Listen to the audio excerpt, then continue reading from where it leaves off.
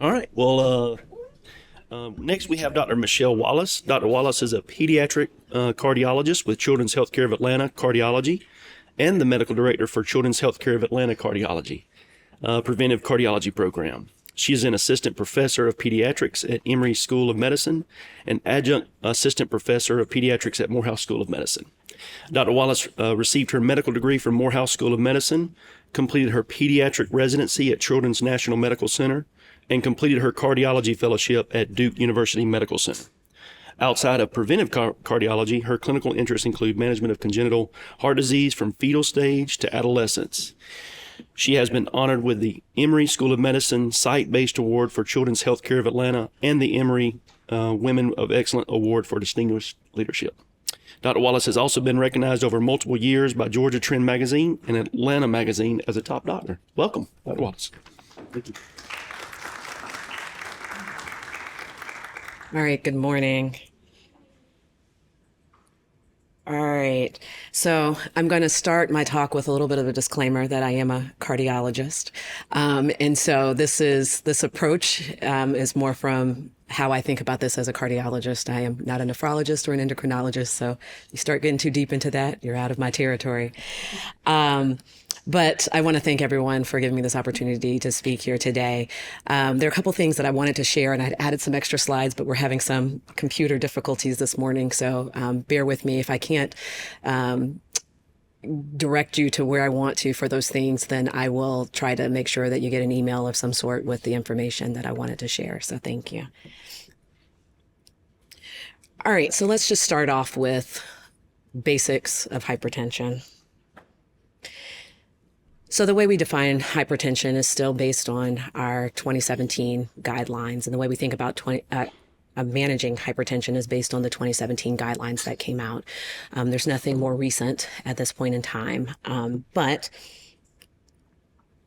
the thing that is really, has been really, or that's changed over the time with the 2017 guidelines coming out was one, kind of some of the terms that we use in terms of defining elevated blood pressure and hypertension. We've also changed such that the norms are now based more on normal weight children.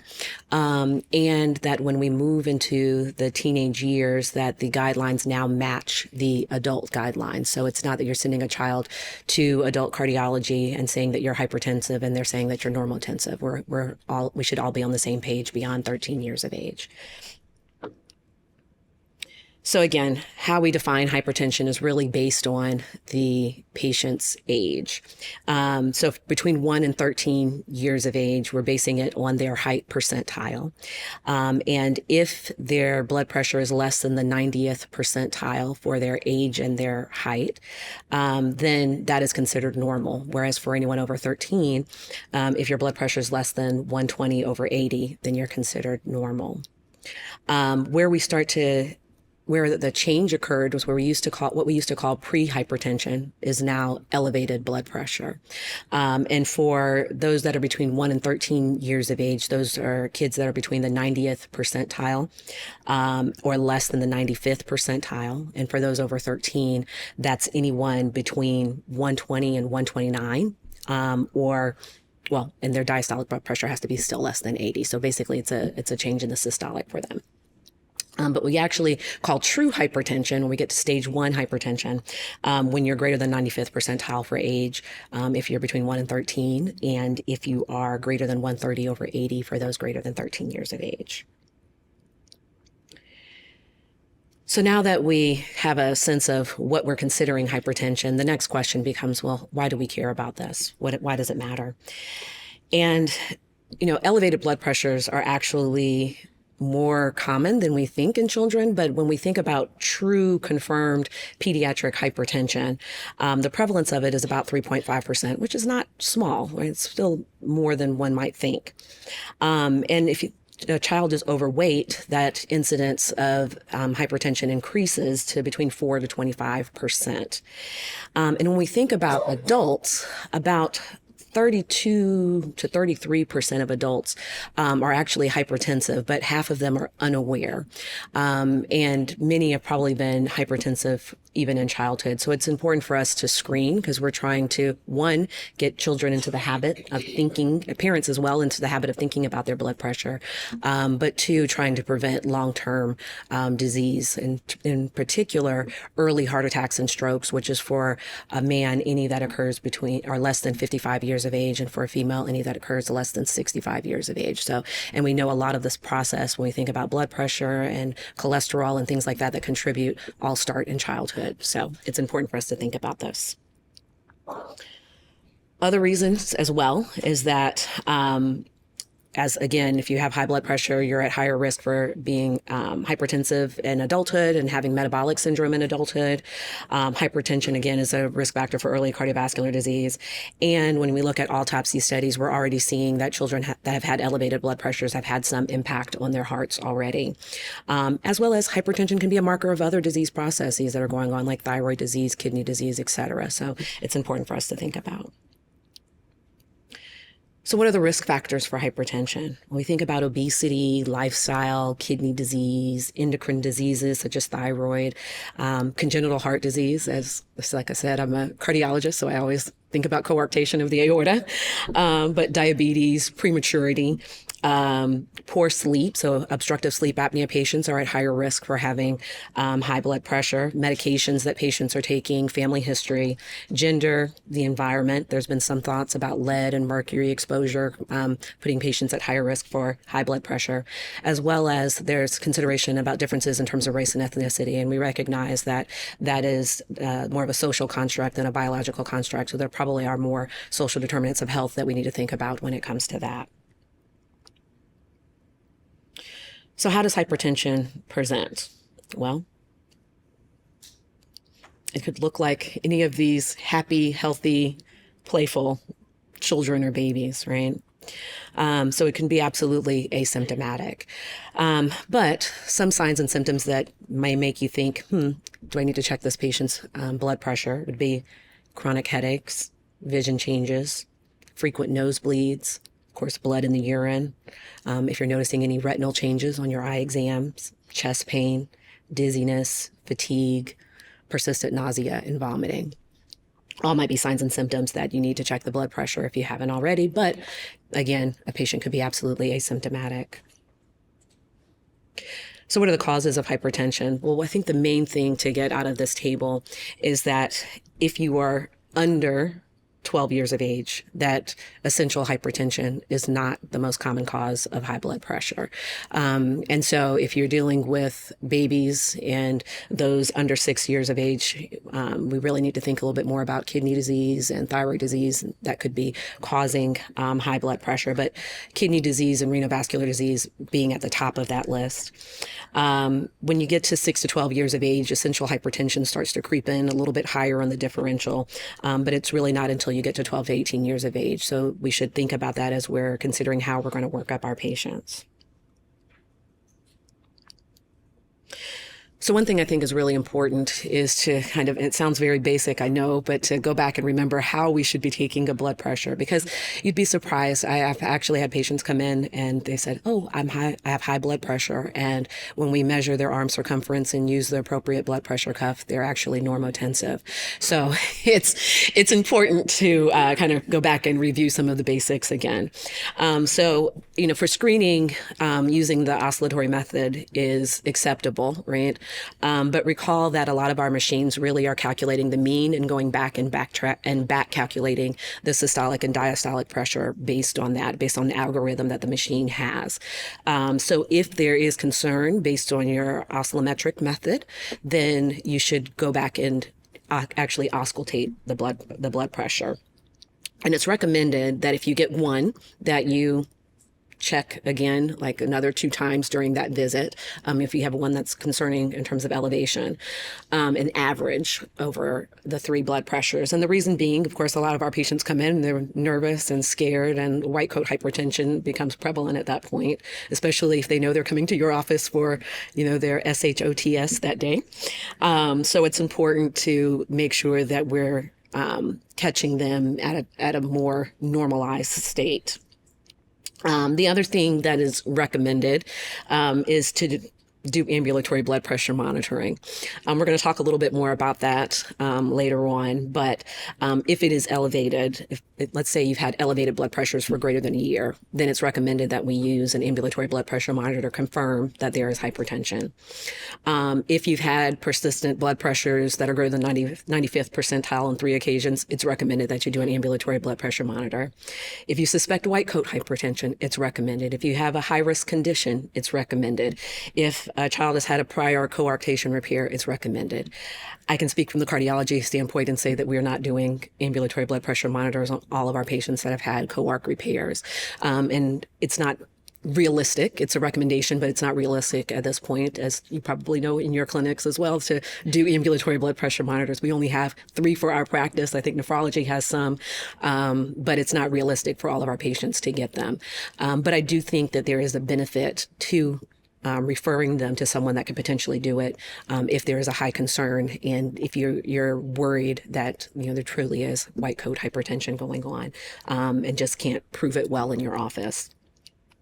But it's definitely recommended that we not use the wrist or the forearm machines. Recall that those can because of downstream amplification within the blood vessels, those blood pressures can run a little bit higher than actually what is true. So it's important that we use ones that are as close to the heart as possible, being in the forearm. And then the other question is about using school data. So it's recommended that we not use school data. And I want to be very clear that I am going by what the 2017 recommendations are, but we recognize that we probably have to modify some of these things depending on where we practice and how we practice. So again, we're going to circle back to that towards the end of the talk. All right, so it's also recommended that patients be in a nice, quiet exam room with their back supported, feet on the floor, and uncrossed for about 3 to 5 minutes before you check the blood pressure. And I'm sure all of your waiting rooms are nice, quiet, spa, relaxation places. So, definitely, though, we should try to give them a little bit of time once we bring them back before we check the blood pressure. We should make sure that their arm is supported at the height of where their heart is, at the level of their heart. We should make sure that they're not talking to us during their blood pressure, and that the bottom of the cuff is at least about 2 to 3 centimeters above the antecubital fossa, and that we inflate the cuff to 20 to 30 millimeters above the loss of the radial pulse when we're auscultating. Again, this is not what your waiting room looks like, I'm sure. All right. And I think really, like I said before, the cuff size is really important. So in order to determine what cuff size we should use, we should measure from the acromion process to, to the olecranon, right? And go about halfway in between and measure the circumference of the arm. And then we should all measure the bladder of or at least have a sense of what the bladder measurement is for the blood pressure cuff that we're using. And the blood pressure cuff should be at least 80% of the bladder length and about 40% of the bladder width. And that's how we can make sure that we're using the right cuff. And I'll tell you that I actually took a moment to measure all of the blood pressure cuffs that we use in our office and measure the bladder. And, the circumference that is given on the cuff typically is great for the length, but it's not always correct for the width. So something to think about as you go back to your offices and take a look at your blood pressure cuffs, that sometimes even though what the recommended arm circumference is on the cuff is not exact for a child that may have a little bit of a wider arm. And just as a reminder, about 30% of children actually require an adult cuff. And we know that given all of the obesity and overweight patients that we're seeing more of, that they're requiring more adult cuffs. So, and I've even had some children who are 9 to 10 years of age that have required a thigh cuff. So it's important to measure. Again, just a quick review of the classification scheme, but we went over this already for both those under 13 and those 13 and above. A reminder that we're not using prehypertension anymore. The term is elevated blood pressure. And I think it probably gives patients a little bit of a sense that something is actually going on. If you say prehypertension, it makes it seem like, oh, you almost have high blood pressure. But at least elevated blood pressure gives the sense that this is something that we are concerned about, that it's a true issue. And that a reminder that teenage and adult criteria are closely matched, and that we're now using blood pressure values for normal weight youth. So after we've determined that the patient has an elevated blood pressure, now we need to decide if this is primary or secondary, and we need to start thinking about our workup. So again, primary or essential hypertension is the most common diagnosis in teens and adults, but not so much in young children. So for those less than 6 years of age, we need to think about, again, working up for renal disease and renal vascular disease. 63 to 74% of patients that have high blood pressure under the age of 6 have kidney problems or kidney vascular problems of some sort. We also need to think about coarctation of the aorta, endocrine disorders, neurofibromatosis, especially given the risk of renal artery stenosis, and the medications that they may be taking as well. So, the question always is, okay, how much do I work up in the beginning? I think for those less than 6 years of age, they deserve the workup. They deserve the labs. They deserve the ultrasound of the kidneys. They deserve all of those things. For those between kind of 6 and 12, I think if you get a bunch of cardiologists in the room, you may, and probably even some nephrologists, you may get a little bit of a difference of opinion about how quickly they will act on checking these other things. But I think if you have a sense that the patient is overweight, obese, there's a strong family history of hypertension, and they otherwise have a reassuring exam, that you can probably work on lifestyle changes for a little while before going forward and doing a more extensive workup, particularly if the blood pressure is not super duper high. But for most of the patients, you do want to initiate at least a BMP and a UA, plus or minus a lipid profile. Frequently high blood pressure and dyslipidemia go together. So I think it's reasonable, if you're checking blood anyway, to go ahead and make it fasting and make sure that the lipid profile is appropriate. For patients that are overweight, of course, adding in a hemoglobin A1C to screen for diabetes. And you may also want to evaluate for liver disease as well, because we also know that we're seeing more and more patients with I'm blanking on the new term for it, NALFD, right? So fatty liver, basically, as a result of being obese and overweight. Again, it's recommended that we have an ambulatory blood pressure monitor to confirm, but based on our history and exam, we should decide if we need to also add in thyroid studies, a drug screen, a renin level, aldosterone level, sleep studies, CBC, etc. Anytime that we're thinking about medical therapy, I do think it's reasonable to go ahead and order an ultrasound of the heart if that is available to you. And what we're screening for is whether or not there's left ventricular hypertrophy. And what we're using as our guideline is an LV mass greater than 51 grams per meter to the 2.7 power. So it's based on their height. And the reason that I think this is helpful is when I have a patient that has stage 1 hypertension and I'm debating about whether or not I'm going to put them on medication versus continuing to work on lifestyle for a little while longer, I will check and see if they have left ventricular hypertrophy. And if they do, then that tells me that we've probably been dealing with this for a longer period of time than I expected. And so I'm going to go ahead and start them on therapy. Whereas if they're not having symptoms, they're obese, we're working on lifestyle, we'll continue with that for a little while longer. And then, of course, if we notice left ventricular hypertrophy about every 6 months to a year, depending on who you see, we'll get another echo to see if we're making any progress as we're treating their blood pressure, because then we also keep in the back of our minds, if this is not getting better with treating their blood pressure, if this may be a patient that has true hypertrophic cardiomyopathy, which I have had a patient picked up that way before. So important to remember. If a patient has other signs such as hypokalemia, size discrepancy of their kidneys on renal ultrasound, a significant elevation in diastolic hypertension, or you're struggling to control your blood pressures with the medications that you're using first line, I think it's reasonable to go ahead and make sure that we're not dealing with renal artery stenosis. Of course, if you hear an abdominal bruit, definitely do one.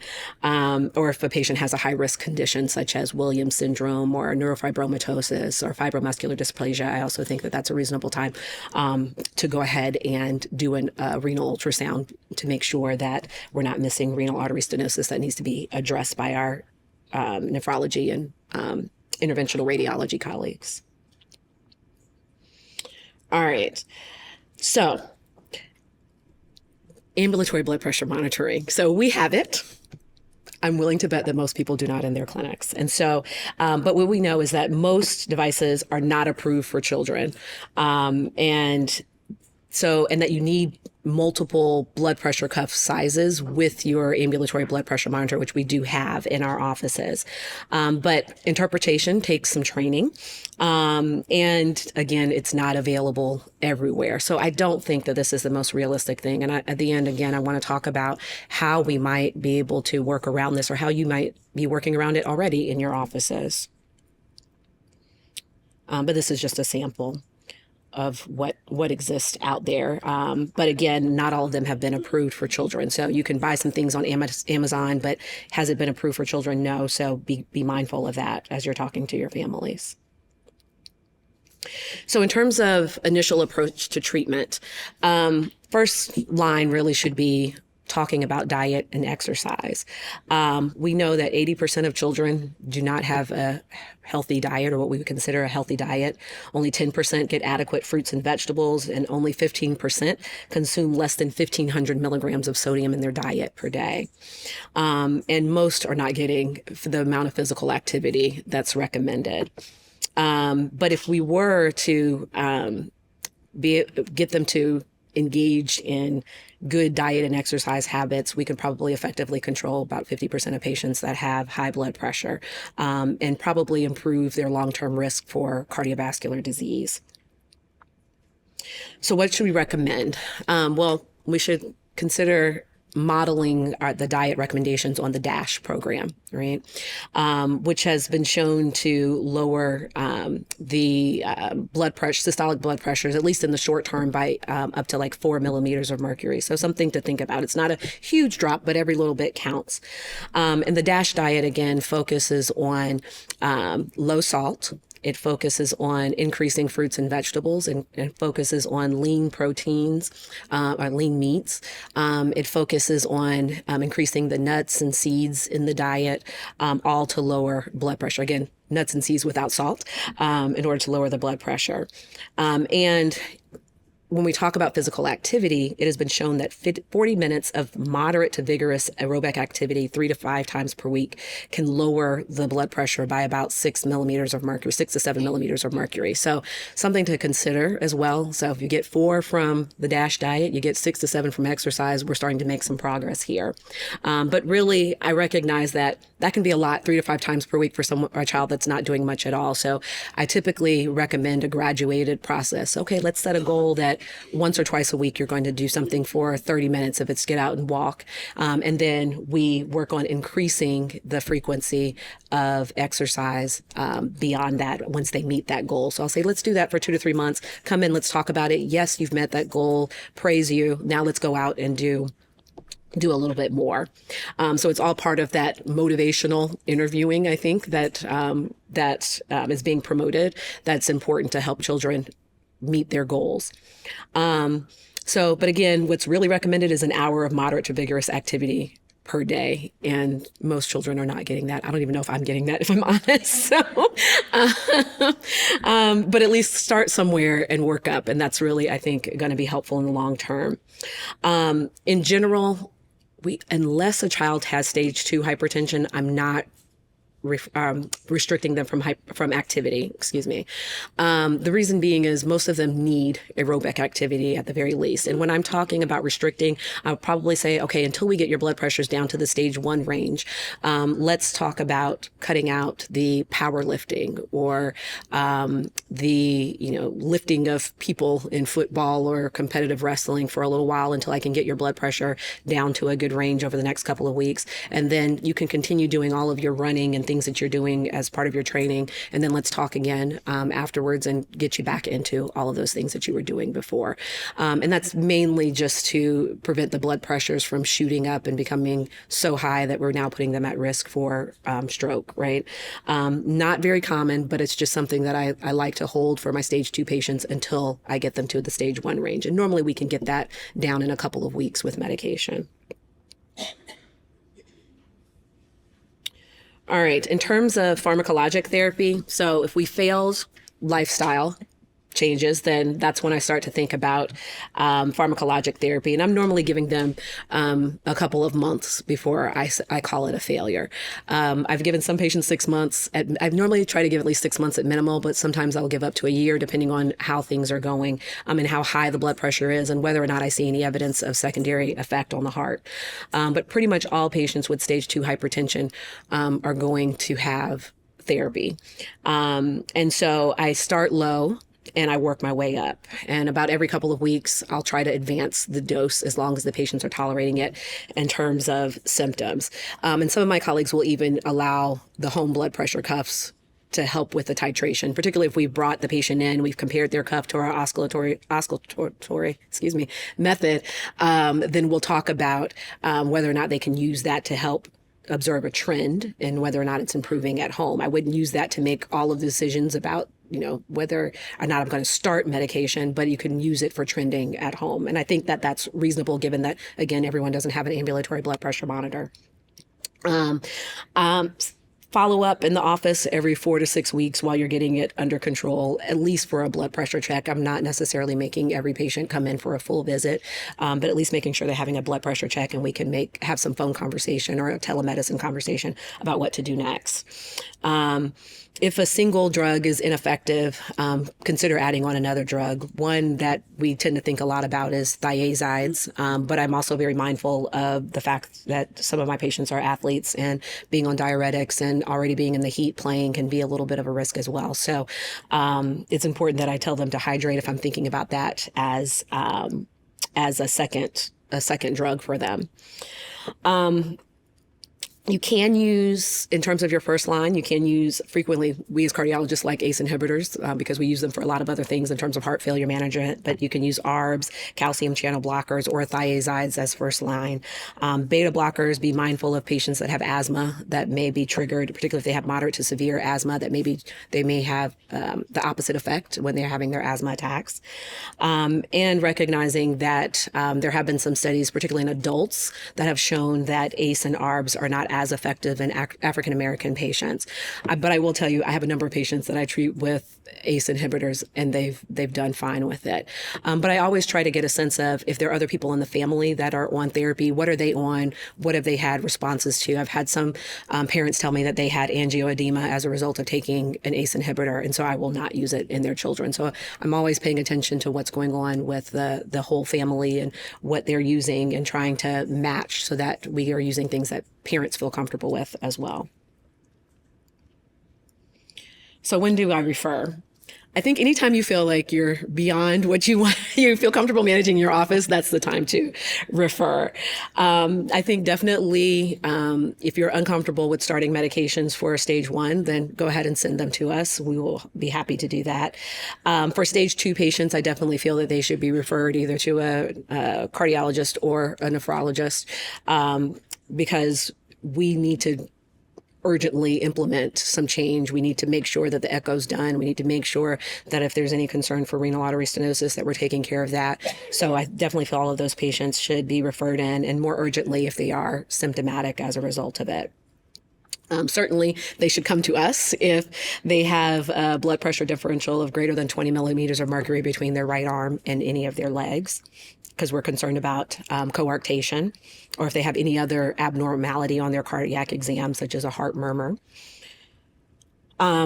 But again, if they're showing more things that are concerning for kidney things, then of course I would say please contact our local nephrologist for your local nephrologist for help.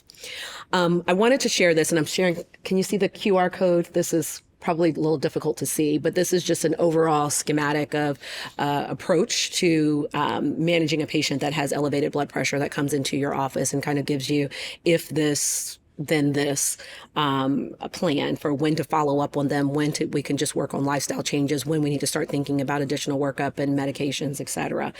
So the QR code will take you to the article that this comes from, but I think it's a good thing to have posted somewhere in the office, just for as a quick reference when you're seeing patients. All right. So I'm going to share a little bit about what we offer as Children's Healthcare of Atlanta Cardiology. So we have a team of 7 providers that are part of our preventive cardiology team. At least one of our providers may look familiar to some of you in the room. Dr. Cardis, I know, is here in the Macon area, so he may be familiar to you. We have Dr. Suthar, who is in Atlanta, Dr. Lindsay, who is in Gainesville, our nurse practitioner, Robin Epstein, who is in the Lawrenceville area, Dr. Maloney, our nurse practitioner, Lisa, who is, well, she's actually transitioning off, so I'm going to take her picture. I just learned the other day that she's transitioning off, so we'll be taking her out of the picture, but has been very helpful with seeing patients in our practice, and then myself as the director. We also have access to nutrition services. So our nutritionist is Laura Hamilton, who is a registered dietitian and offers telehealth appointments. At this point in time, she is unable to take outside referrals, but if a patient comes to see us in our clinic, we can easily connect them with Laura, and she does an excellent job of reaching out and setting up telemedicine appointments with them. In terms of procedures, we're able to offer ambulatory blood pressure monitoring, and again, we're able to offer echocardiograms to evaluate for left ventricular hypertrophy. And so this is where my extra slide came in that I didn't get to transfer over, so I apologize for that. But as knowing these are the things that we are able to offer you, these are the things that are recommended in terms of the guidelines, reasonable or unreasonable for rural pediatrics, or even for some of the places, just any general pediatrician's office that's a little bit further away from the main campus. I'm curious to hear, and so I'm going to open up the floor a little bit to hear, what are some of the challenges that you all are facing in your clinics with regard to either diagnosis or workup or management of patients with hypertension? And I think this is important for us to know because, one, as we're talking about how we can better provide services to you, I'm very interested in knowing what you're struggling with that we might be able to talk as a practice, as well as kind of collaborate with some of our other partners in Children's Healthcare of Atlanta that might be able to help you navigate the system. So I'm going to open the floor for a second and just ask what things that you've struggled with in terms of high blood pressure management. Annie? Yes. Lack of wanting to change lifestyle. That's the huge one. We know that that's the problem, but they don't want to change it. So then we're in a position where, well, do we start medicine because they don't want to change their lifestyle? You know, and I hate to do that, but at some point, there's something to give. Yes. Yeah. So could everyone hear? Okay, very good. Yeah, that is a big thing. I know that our Strong for Life program has had classes in the past on motivational interviewing for providers. And I'm curious to know, has anyone ever taken any of those classes, and what have been? Yes, you've taken. And how have you found them in terms of providing practical? I think it offers you different ways to talk with your patients, but unlike Brittany, I don't know that even with improving my ability to discuss with the patients, it's still a struggle. The amount of time in the room to talk to the families, and then you turn them back over to their habits. Yeah, it's rare that I feel like I really make much of a difference. Very good. Yes. Yeah, I think for me, over the years, I found that the biggest problem with trying to effect changes, lifestyle changes, it requires them to change the entire family function. And that is where I'm constantly saying, Mom, Dad, okay, all of us have to drink water, okay? Like I had a family this week where I'm like, okay, here's our goal.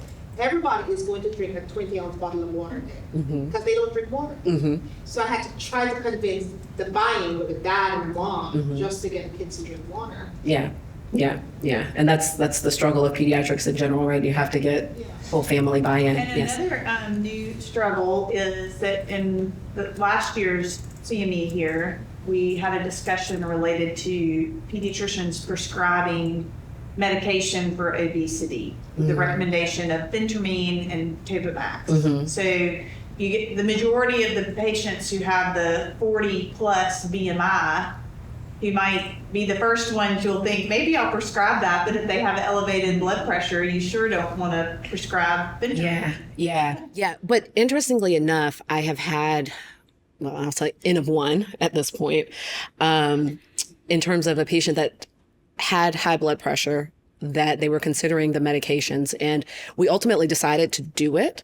And with the weight loss, the blood pressures actually improved. So I'm starting, and again, it's not a huge sample size, but it makes me kind of wonder if it's worth a trial to at least see if we can get the weight down, because the weight and obesity is a big factor for a lot of patients. And once that improves, then we're able to get them off of blood pressure altogether. So medications altogether. So I think it's worth considering, particularly if the rest of your secondary workup is negative, right?